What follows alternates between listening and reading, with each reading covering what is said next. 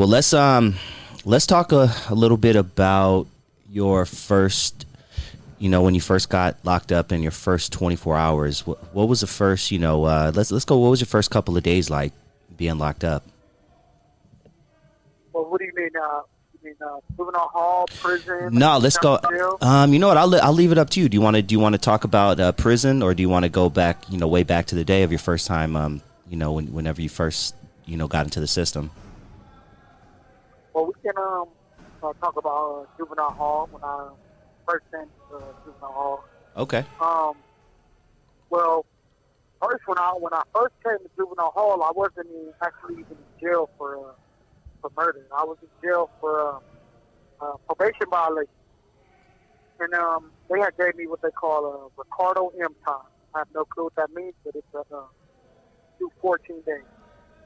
And after 13 days, I was called out of my unit.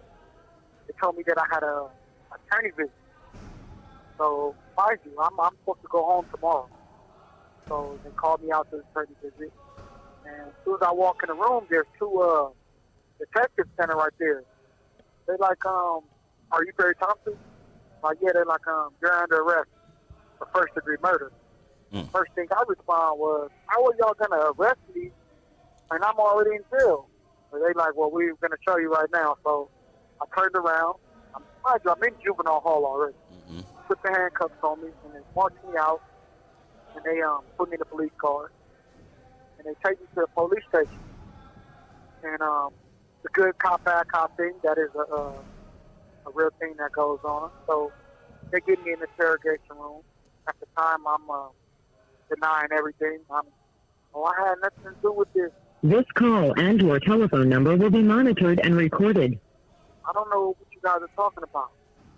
And the first thing he tells me, he said, look, Terry, man, we're not going to lie to you. Now, we have plenty enough evidence. He said, you know why? He said, man, all your homeboys are telling on you.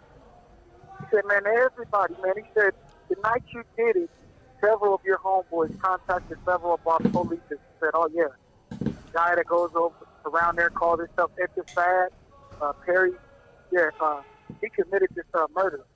And then it goes on because after this crime happened, I was young.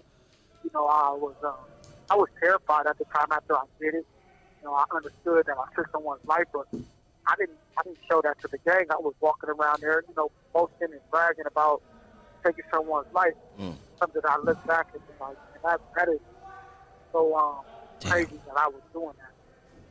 Essentially, I was also telling on myself. And he said, yeah, man, your big homie, he said, you go by SNITCHED, right? I said, yeah. He said, well, Baby Fad, the big homie, Michael McGowan, we went to his house because we kept hearing about a Fad, so he's the only person that we knew in the neighborhood with that name. And as soon as we get your big homie in there, he told us about how he came to the house with the gun. He told us about the incident. He told us exactly what he said happened at the incident. And so this you sitting right here telling us that you had nothing to do with it. Your homeboys already told us. Then he also told me about another guy. He said, yeah, you remember when you went to the liquor store and you were bragging to your other homeboy about committing this crime? Yeah, he told on you. He told on you too. He told us exactly what you said too. He's like, so all this sitting around, sitting here acting like you don't know what we're talking about. You know what we're talking about, and I dragged it on. I kept, oh no, I don't know what you guys are talking about. And then he actually said something like, man, look, if you want to help yourself, you need to tell us what happened up there. We know something happened up there. We don't believe that you just went up there with the intention just to kill someone. So, Perry, if you want to help yourself, tell us what happened. In hindsight, I look back at it like at that moment, I should have started to prepare myself to try to help myself. But I was still caught up in this oh, I can't snitch. I better not say anything. So not only am I going to get in trouble from the gang, but I'm going to get a life in prison. So they're like, okay, since you don't want to tell us anything, told me straight out, we gonna make sure you spend the rest of your life in prison. Damn. And, I thought I was smart. You know what I told him?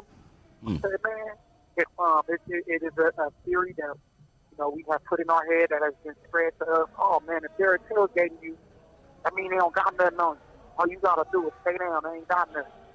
So I told him, I said, well, if you got so much, then y'all gonna have me in jail for the rest of my life. What you in here talking to me for?